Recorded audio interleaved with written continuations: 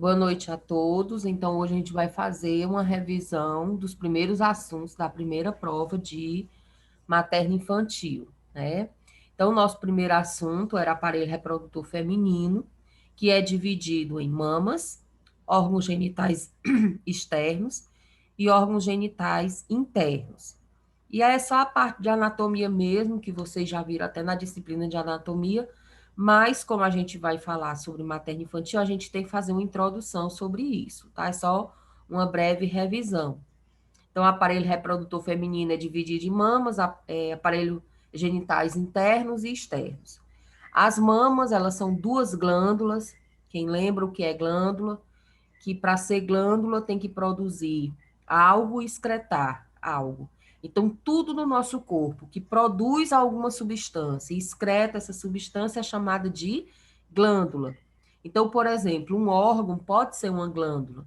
Por exemplo, o fígado. O fígado é um órgão, mas ela também é uma glândula. Por quê? Porque o fígado produz a bile, que é excretada dentro do intestino delgado, com isso ela é também chamada de glândula. Existem dois tipos de glândula, as endócrinas e as exócrinas. As endócrinas secretam suas substâncias dentro do sangue e as exócrinas secretam suas substâncias em qualquer local, menos dentro do sangue. Então, às vezes é para dentro de algum órgão, às vezes é para fora do nosso corpo, aí elas são chamadas de exócrinas. As mamas, ela é uma glândula, por quê? Porque ela vai produzir uma substância. Que substância a mama produz? O leite. E ela é uma glândula exócrina. Por quê? Porque ela vai produzir o leite e vai excretar para fora do nosso corpo. Então, nós temos duas glândulas mamárias, né? Ela fica em cima do músculo peitoral. Deixa eu só ativar aqui o negocinho. Então, aqui a glândula é essa, o músculo peitoral é esse, então a glândula fica em cima do músculo peitoral. Ela começa a desenvolver a partir da puberdade, que depende, mas é em torno de 10, 11 anos, começa a crescer, estimuladas por hormônios, né? No caso, o estrogênio, vai fazer com que essa glândula mamária aumente.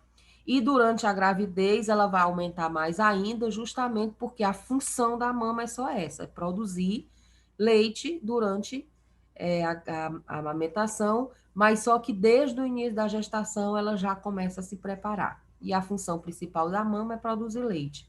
Aqui tá só as estruturas, né? Aqui tem a costela, aí em cima da costela tem o músculo peitoral, e em cima do músculo peitoral aqui a gente encontra a glândula mamária. A glândula mamária, ela tem essa primeira camada aqui, que é de gordura, essa parte amarela, e essa glândula mamária é formada por lóbulos e ductos. O que são lóbulos? É esses cachinhos aqui, parecendo os cachinhos de uva, que é justamente nesse local onde você produz o leite. E os ductos é esses canais por onde o leite sai. Exteriormente, você vai encontrar areola, ou auréola, pode ser chamada das duas formas, e o bico, que aqui o nome é mamilo, né? Mas normalmente se chama de bico. Então, essa é a estrutura das mamas. Os órgãos genitais externos, ele é formado por vulva e períneo, né? O períneo é essa região que ela é fechada entre a região anal e a região da vulva, e a vulva é tudo isso. Então, na vulva a gente encontra o monte pubiano, que a gente vai falar de cada um, né? Os grandes lábios, os lábios inferiores, o clitóris, que fica aqui em cima, a uretra e a abertura da vagina. E dentro da abertura da vagina a gente encontra as glândulas de Bartolin. Vamos falar de cada uma. Ah, não, eu não falei, né? Então vamos lá, eu vou falar rapidinho de cada um. O monte pubiano é um coxim de gordura, então é uma almofadinha mesmo de gordura, que quando a menina entra na puberdade, ela começa a ter pelos, né? Os grandes lábios, ela é formado por tecido cutâneo, esse tecido, ele, os grandes lábios, ele tem a função de proteger a vulva, é, a parte interna. Os pequenos lábios também é uma prega cutânea mais fina do que os grandes lábios. que também tem a função de proteger os orifícios que estão na vulva. O clitóris é o pseudopênis, é a região mais sensível da mulher, porque é uma região que você encontra muitas terminações nervosas. É chamada de pseudopênis, por quê? Porque é um falso pênis. Na verdade, ele tem todas as estruturas que um pênis tem. Então, tem glande, tem prepúcio, só que é tudo internamente. Então, essa região é muito sensível para a mulher. Temos a abertura da uretra, que é essa daqui, que fica entre o clitóris e a entrada da vagina. Essa abertura da uretra é por onde a mulher faz xixi, tá? É por isso que é tão importante a gente alertar muito em relação à higiene íntima da mulher, porque como o sistema urinário ele é estéril, não é para ter micro-organismo, e essa região da vagina tem micro-organismos naturais morando aí, a região anal. Então, se você não tiver uma boa higiene, aumenta o risco de você ter infecção urinária, justamente porque fica próximo da entrada da uretra. Temos a abertura da vagina, que é essa. Lembrando, a vagina, ela faz parte dos órgãos internos, mas a abertura da vagina faz parte dos órgãos externos. Na vagina, você encontra, bem na entrada, o ímen, que é uma membrana que, quando a mulher tem relação sexual, ela se rompe, mas lembrando que esse ímen, ele tem vários formatos, inclusive pode acontecer da mulher nascer sem ele ou com muito pequeno, então, mas geralmente ele se rompe depois da primeira relação sexual. E também na entrada da vagina, a gente tem duas glândulas. Quando a gente chama de glândulas, eu já expliquei. Ela produz e excreta alguma substância. Então, essas glândulas de Bartholin, ela também vai produzir algumas substâncias. Na verdade, ela produz, ela é, quando a mulher está excitada ou durante o ato sexual, ela é estimulada e começa a produzir uma secreção, um muco, que ajuda na lubrificação durante o ato sexual. Então, normalmente a vagina ela já é úmida, né? Porque ela produz um muco, mas esse muco vem lá de dentro do interior da vagina, né? Que é produzido lá no fundo do saco vaginal. Esse muco, ele é produzido pela estimulação de estrogênio. Isso que mantém a vagina o tempo todo úmido. Mas quando ela tem relação sexual, precisa ter uma lubrificação maior, até mesmo para não machucar. Então, naturalmente, ela tem essas glândulas bem na entrada, que são estimuladas, e produz esse muco, aumenta, deixando a mulher ainda mais lubrificada, né? Essas glândulas de Bartholin, gente, vocês podem até, ao longo da vida profissional de vocês, presenciar algumas situações que elas podem inflamar, que a gente chama de bartolinite, que essas glândulas, por algum motivo, elas ficam infeccionadas ou tipo entopem, e aí elas crescem, fica muito dolorido, né? E acontece isso chamada de bartolinite, tá? Então, bartolinite é a inflamação das glândulas de Bartholin. Então, esses são os órgãos que fazem parte dos genitais externos. Mais uma vez, a abertura da vagina é órgão externo. Agora, a vagina em si é órgão interno, ok? E os órgãos internos, a gente tem a vagina, o útero, as trompas e os ovários. No útero, aqui, essas três. Michelle, licença. Oi, pode falar. Vou falar, essa live ficar gravada? Vai, eu vou mandar no grupo. Pois pronto, que eu tô resolvendo um BO. Boa noite. Boa noite. Essas três imagens é importante que vocês entendam, porque normalmente quando você olha algum livro que mostra nos órgãos genitais internos da mulher, tem essa imagem aqui, onde você tem aqui a vagina, essa região aqui é o útero, as trompas e os ovários. Só que isso é você olhando a mulher de frente, tá? Se você olhar a mulher de lado, é isso aqui que você vê. Aqui é a região da vulva, onde você encontra os lábios inferiores, os exteriores, tudo mais. Esse aqui, ó, é a vagina, tá? E o útero é esse que parece uma pera, né? Então, é isso aqui é que é o útero. As trompas é isso e o ovário é essa bolinha que tem aqui no meio. Aí, por que que só tem um? Porque você está vendo de lado, do outro lado está o outro. Isso aqui é a bexiga. É por isso que a mulher, quando fica grávida, esse útero vai crescer, crescer, crescer, e ela faz muito xixi. Ela não é nem volume, ela fica querendo fazer xixi todo o tempo. Por quê? Porque o útero fica empurrando essa bexiga e ela não diminui o espaço dela e não deixa acumular urina. Por isso que ela fica com vontade de fazer xixi direto, tá? E aqui é a região do reto, que é a região do intestino, o final do intestino grosso e o reto. Oi. Mas, por exemplo, se tu pedir na prova órgãos genitais internos, se a gente colocar vagina, útero e trompas e ovários, É o tu não correto. vai pedir, mas esses aqui que tá aparecendo, tu não Não, vai... não, não. Os órgãos genitais internos da mulher é só esses aqui. É vagina, útero, Uhum. trompas e ovários. Ok? Lembrando, vagina é interno. A abertura da vagina é externo. É. Ok? Aí aqui só resumidamente, a vagina ela é formada de tecido muscular, flexível, de 8 a 10 centímetros.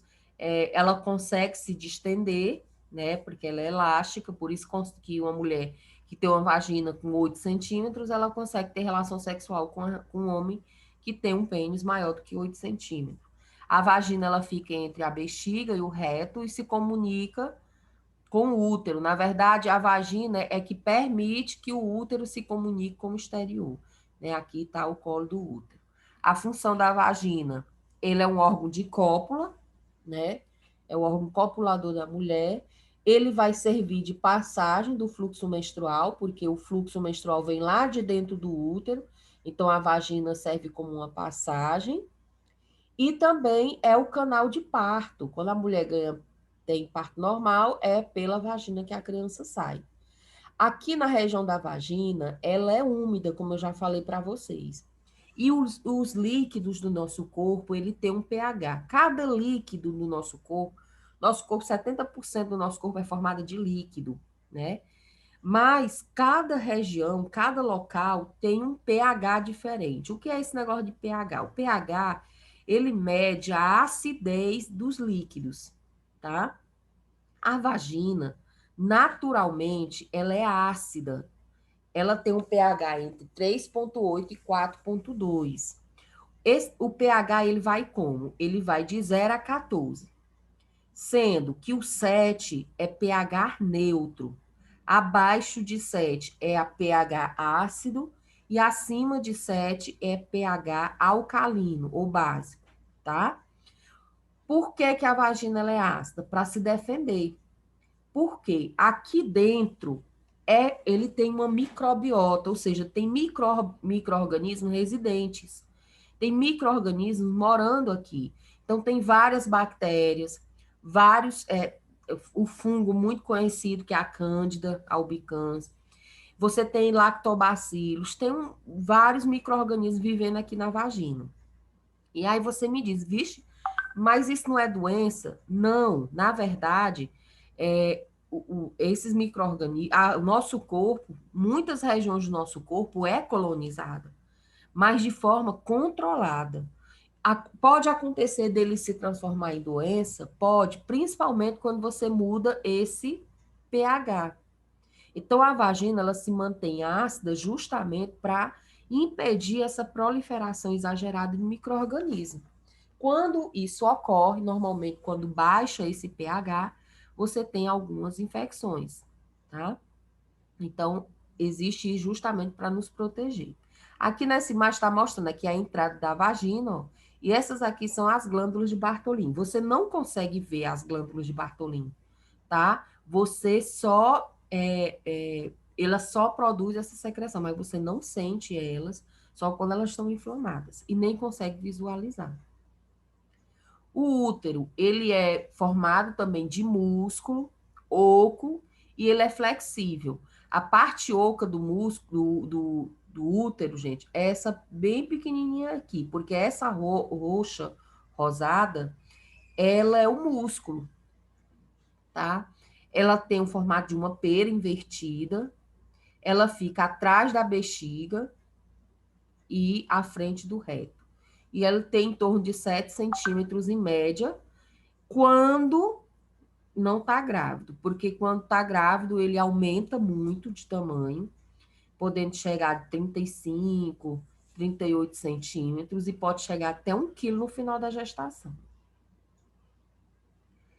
Ele é formado por 3 camadas, a externa, a média e a interna. A externa é chamada de perimétrio, a do meio é o miométrio, então quando a mulher tem um mioma, é um tumor que nasce aqui na região do músculo do, do útero. E a interna é o endométrio. Endométrio é a camada que vai ser descamada, que vai sair em forma de menstruação se a mulher não engravida. É a camada interna. O útero também, se dividindo ele em partes, você encontra o fundo do útero. O fundo do útero é aqui, gente.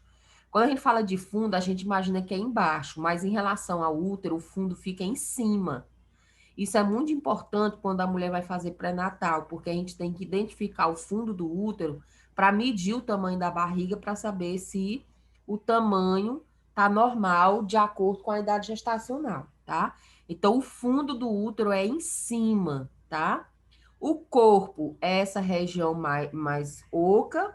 O istmo é uma região que é uma região de transição entre o corpo e o colo. E o colo é essa região mais fina, tá?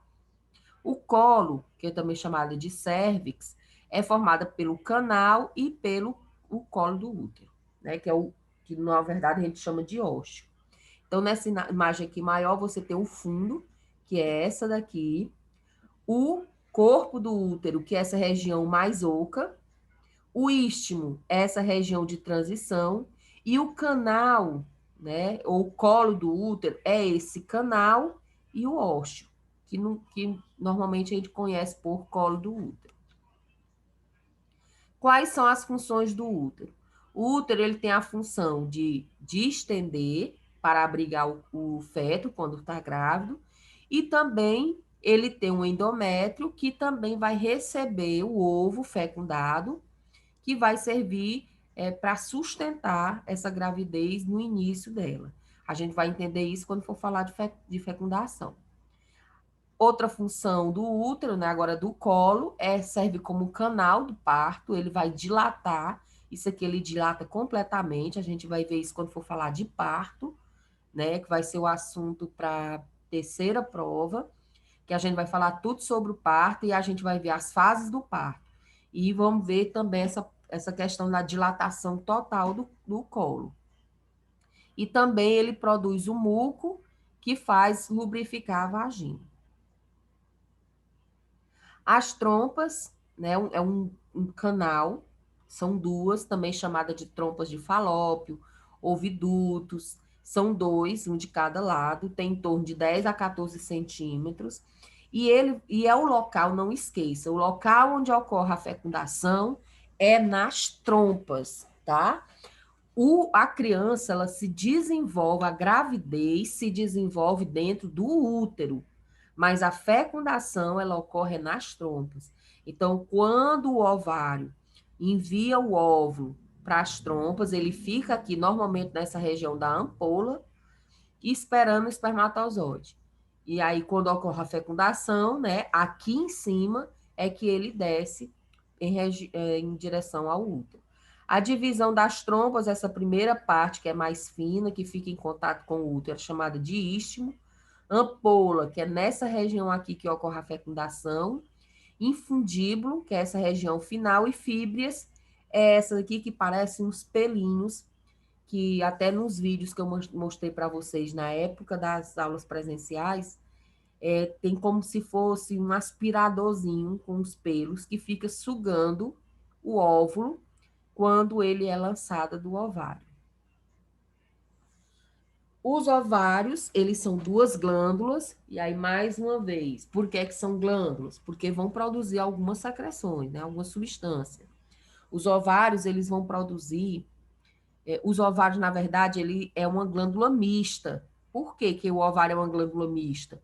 Porque o ovário, ele vai produzir tanto substâncias que vão ser lançadas dentro do sangue, que são os hormônios, né? O estrogênio e a progesterona, como também os ovários vão produzir o óvulo, né? Que aí, portanto, ele é chamado de glândula exócrina. Então, são duas, também chamada de gônadas. Então, sempre que vocês ouvirem falar o nome gônadas, se refere às glândulas sexuais. Então, se perguntar o que é uma gônada feminina? É os ovários. O que é uma gônada masculina? É os espermatozoides, tá? Então, gônadas se referem a glândulas sexuais, tá? Ela tem uma forma de amêndoa, uma de cada lado, em torno de 3 a 5 centímetros. Normalmente, quando a gente faz ultrassonografia e esse ovário ele está muito grande, é indício que você está com algum cisto ou vários cistos, que a gente chama de policísticos, nos ovários. Porque o normal dele é mais ou menos desse tamanho, até 5 centímetros. Dentro dele possui numerosos folículos, que é isso que a gente vai ver o próximo assunto, que é a parte dos hormônios e do ciclo menstrual, tá? Esses folículos, que eu já expliquei, vou explicar novamente para vocês, é como se fossem sementezinhas que nós, mulheres, quando a gente nasce, quando a gente começa a ser gerada ainda na barriga da nossa mãe, a gente já tem dentro dos nossos ovários um monte de sementes, como fosse sementes, mas o nome é folículos, tá? Eu vou falar sementes para vocês tentarem assimilar, mas o nome é folículo, tá? Folículo primário, o nome, na verdade. E aí a gente nasce já com todas essas sementes, em torno de 400 mil sementezinhas dentro dos ovários, só que a gente não vai amadurecer todas não, tá?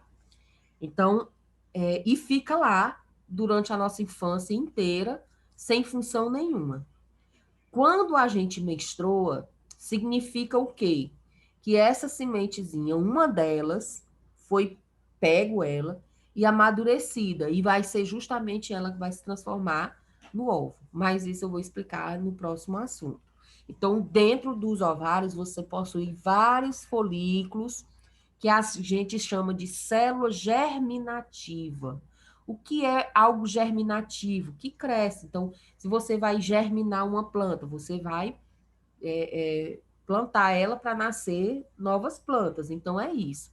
A nossa célula germinativa é a célula que vai dar origem ao novo ser.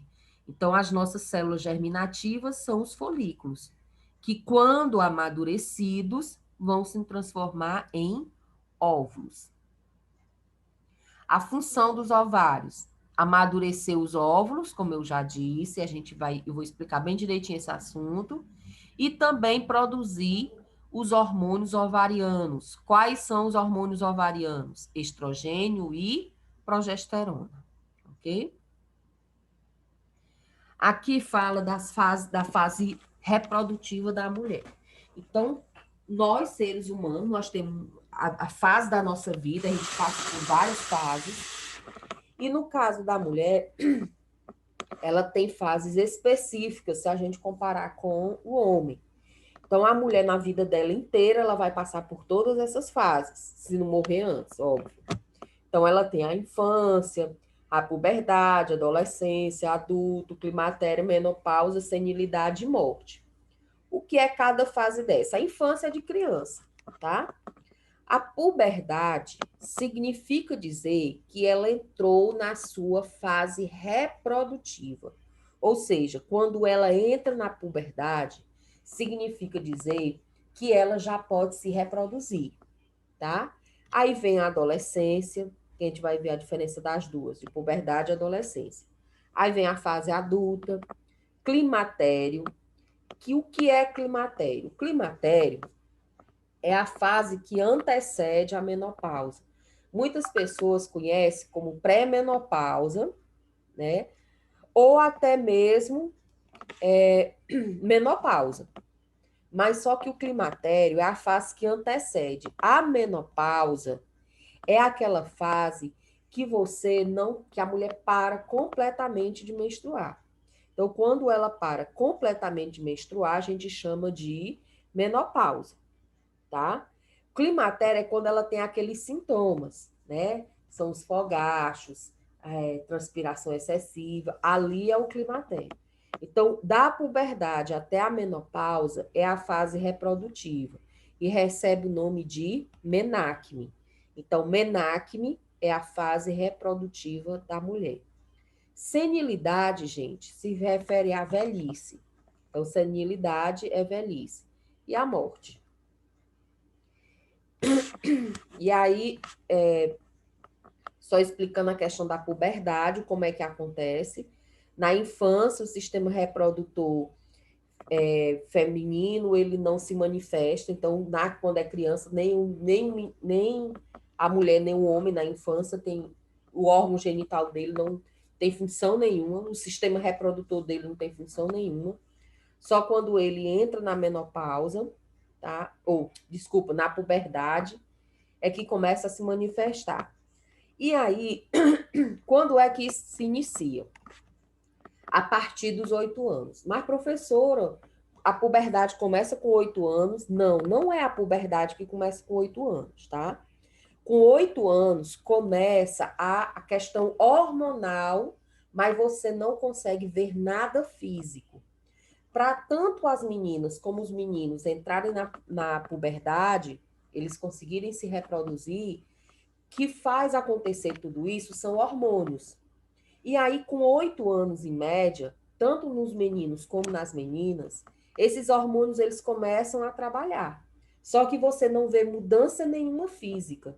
Se tiver alguma criança com 8, 9 anos que já entra na puberdade, que você já percebe, já começa, por exemplo, a menina menstruar com 8, 9 anos, isso é muito cedo, porque não é para fazer. Começa só as alterações hormonais, mas que você não consegue detectar, que é a hipófise, que é uma glândula que você encontra no cérebro, vai produzir 2 hormônios, o FSH e o LH.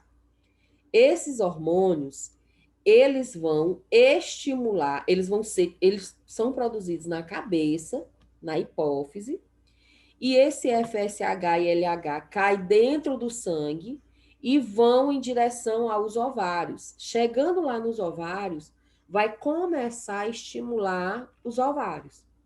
E aí começa a Ô, Pro, tá puberdade. cortando o seu áudio um pouco. Oi? Tá cortando um pouco o áudio da senhora. É porque deve ser a internet. Aí, pelo computador, o áudio é muito ruim. Tá. Eu vou ver se eu compro até um fone, porque para ver se melhora, tá? Eu vou ver aqui se eu desligo ele, ligo, para ver se ele fica um pouco melhor. Para mim tá bem, professora, não cortou não. Por aqui, para mim tá ótimo, tá perfeito. Então deve ser a minha internet, então. Mas às vezes acontece de cortar por causa disso. Aí e também fica ruim. Mas eu vou ver se eu caço um fone depois para ficar melhor os áudios, viu? Então, voltando aqui. Então, lembrando, não vão sair dizendo que eu disse que menino com 8 anos entra na puberdade. Não é. Começa as estimulações hormonais. Mas, visivelmente, você só vai conseguir ver essas mudanças com 11, 12 anos. Aí começa a nascer pelo, aumenta o seio, né? É isso. Aqui tem a diferença entre puberdade e adolescência. Não é a mesma coisa? Não. A puberdade, ela está mais relacionada à maturação sexual. É o amadurecimento sexual. Ou seja, uma criança ou um adolescente entra na puberdade, significa dizer que ele já está amadurecendo sexualmente. É mais as questões fisiológicas, tá? É mais a questão física, mudanças físicas que ocorrem decorrente de hormônios que faz com que haja um amadurecimento sexual. Já a adolescência é uma fase da vida que é dividida, né? De acordo com o Estatuto da Criança e do Adolescente, é dos 12 aos 18 anos, 11 meses e 29 dias. Em 19 anos, você já passa a ser adulto.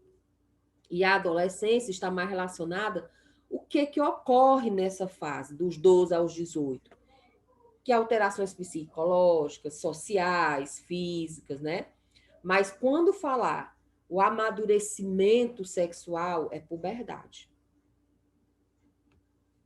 E quais são essas alterações que ocorrem? Eu coloquei aqui dos meninos, não é o nosso assunto, mas para rapidinho para vocês entenderem. Os meninos, tanto nos meninos como nas meninas, essas mudanças que você consegue perceber visualmente, começa a partir dos 10, 12 anos. Podem mudar? Pode. Tem principalmente os meninos. Os meninos demoram um pouco mais para entrar na puberdade. As meninas chegam mais rápido, né? Mas é em média mais ou menos nessa fase. O que é que acontece com os meninos? Há um aumento dos testículos. Inclusive, na infância, é comum dos testículos subirem, né? Que é normal. Mas após a puberdade, eles descem, né, para a bolsa escrotal e há um aumento. Há um crescimento dos pelos pubianos e também nos meninos, no corpo, nas axilas, no rosto, né? Há um crescimento do pênis. A partir dos 13, 14 anos já ocorre a primeira ejaculação, tá? Há um crescimento da laringe, é por isso que os meninos ficam com a voz mais grossa, porque aumenta a laringe, é o órgão responsável pela fala, porque é onde você encontra as cordas vocais. Nos meninos ela aumenta, por isso que os meninos ficam com a voz rouca, tá? E também é um momento de um crescimento muito rápido, né? Que a gente chama de estirão, a fase do estirão, que eles crescem muito rapidamente. Já nas meninas, a gente vai ter o quê? A telarca. O que é telarca, gente? Telarca é os brotos mamários. É os peitinhos aparecendo, tá? Isso pode acontecer até nos meninos, só que menor, que eles começam a ficar meio doloridozinho também a glândula, porque os homens não faz os homens, eles não desenvolvem a glândula mamária, mas nós desenvolvemos. Mas alguns homens, meninos, na adolescência, podem sentir alguma sensibilidade. Mas nós, mulheres, ainda temos ainda mais, que elas ficam crescendo, aí voltam, você fica dolorido, né? Essa fase de começar a aumentar as mamas, a gente chama de telarca, tá? A cintura fica mais fina, o quadril mais largo. Os ossos pélvicos, que são os ossos da bacia, aumenta, por isso também que a gente fica com o quadril mais largo, mas isso também depende muito da anatomia, né, da mulher. Começa a nascer os pelos pubianos e também nas axilas. Também há um aceleramento da altura, há um desenvolvimento dos órgãos genitais, tanto externos como internos, então há um crescimento na vulva, aumenta mais a vulva. A menina tem a menarca, que é a primeira menstruação, que pode ocorrer entre os 12 aos 14 anos, lembrando que isso também pode haver uma mudança, e a voz fica fina e suave. Então, essas são algumas alterações na puberdade. Aqui é só os sinônimos. Menacme é a fase reprodutiva da mulher, que começa com a menarca, que é quando desce a menstruação, e termina como na menopausa, que é quando acaba a menstruação. É nessa fase que ocorrem os ciclos menstruais. Climatério é quando começa a diminuir os hormônios da mulher e ela inicia a fase não reprodutiva dela. É o que a gente chama de pré-menopausa, é quando tem os sintomas lá da menopausa. E a menopausa é quando realmente a mulher para de menstruar, acaba aqueles sintomas que ocorrem em torno de 40 a 50 anos, né? Quando é depois de 50 anos, a gente chama de tardia. Quando é antes dos 40 anos, a gente chama de menopausa precoce. Aqui, gente, é só algumas informações em relação ao climatério e menopausa. Na verdade, o que a mulher sente durante o climatério, né? No climatério, ela tem todas essas transformações, quando ela vai, o que o povo chama de acabamento de tempo, que ela vai diminuindo os hormônios e ela começa a ter esses sintomas, né? Cerca de 80% das mulheres têm esses sintomas, algumas mais, outras menos, mas a menstruação fica desregular, ela tem ondas de calor, que a gente chama de fogachos, ela sente muito calor, suores noturnos, diminui a lubrificação, diminui o desejo sexual, fica mais irritada, né? Tem insônia, depressão. E o tratamento é a terapia de reposição hormonal, que tem que ver se realmente é bom para ela, porque muitas vezes essa terapia de reposição hormonal, que é hormônio, pode acarretar outros problemas, porque aumenta o risco de câncer de mama, de infarto, AVC. E a andropausa seria a menopausa, só que no homem, tá? Que é quando ele diminui a produção dos hormônios. Lembrando que ele não vai ser igual às mulheres. É bem mais leve, a maioria dos homens não tem sintomas nenhum. E isso não impedem